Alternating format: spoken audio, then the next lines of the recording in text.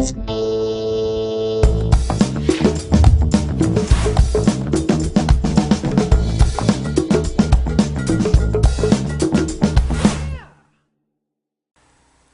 talk for a few minutes about performance.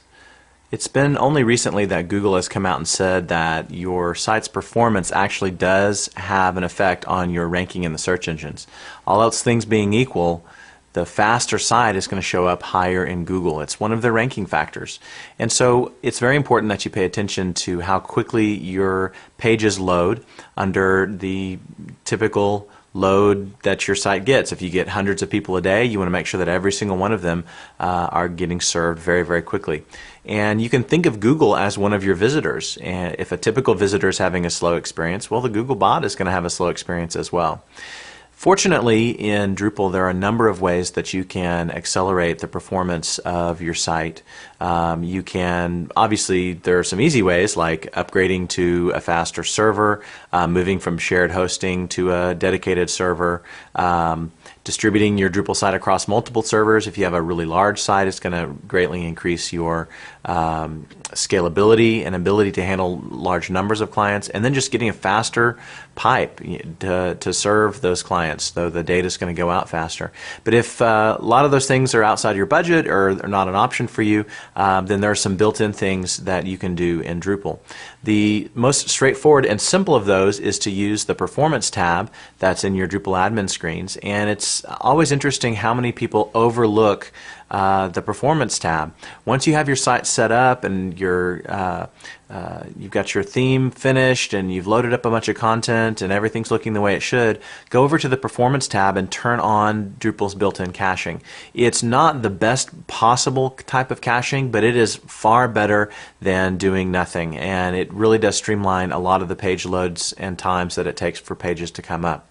If you want to take it to the next level, you'll look at some contributed modules. There's one that we like in particular called the Boost module, and you download it, you install it, follow the instructions to go through the installation. You will have to make some tweaks to your htaccess file, but they're really straightforward, and the Boost module does a good job of walking you through those. I'm not going to demonstrate it for the purposes of this video. In fact, right about the same time that this video comes out, there'll be another video called the performance enhancement video that's coming from Lullabot, and take a look at that video, and it will go through a lot of these options, both from a low-end perspective all the way up to very high-performing sites.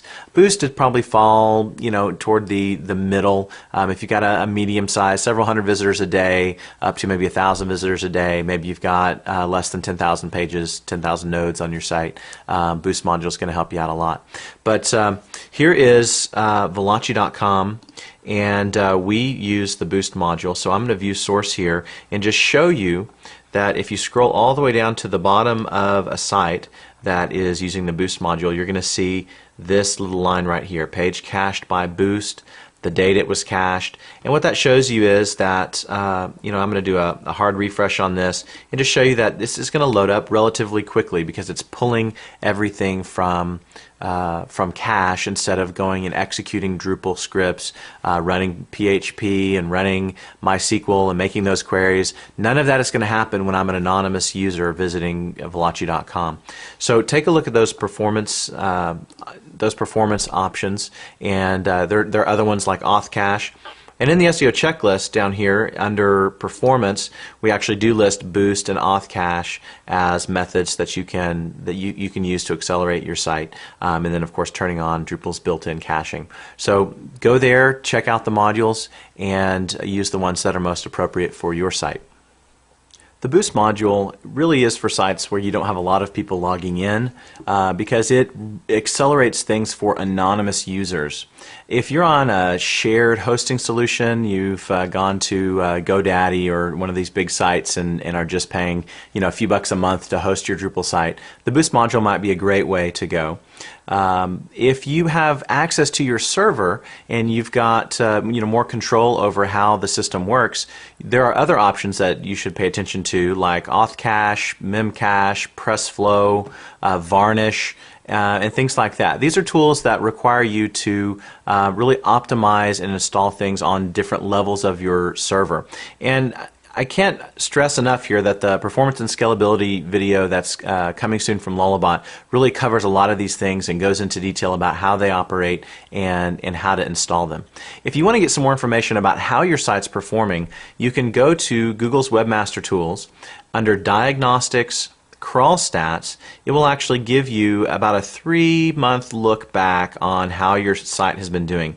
I'm looking right now at Veloci.com, and here in this last one, time spent downloading a page in milliseconds, it's really kind of crawled up a little bit over the last 3 months.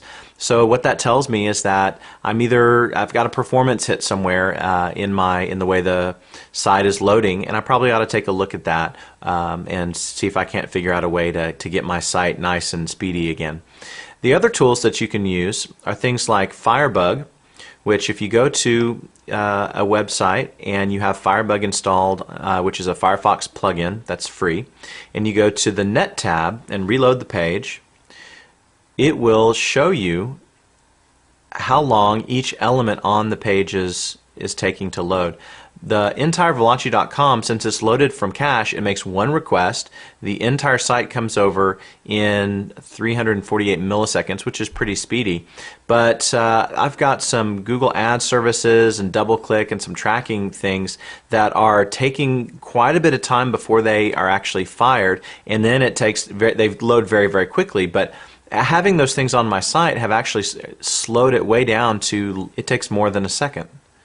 And so what I need to do is look and understand, maybe find a way to cache those elements and get rid of these gaps that I've got in my site's performance.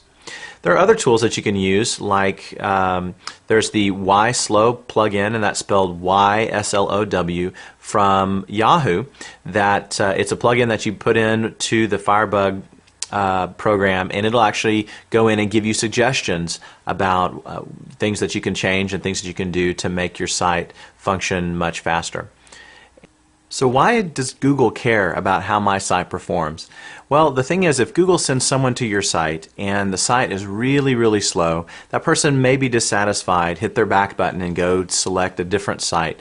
And that kind of tells Google, hey, wait a minute, maybe there's something wrong with that site.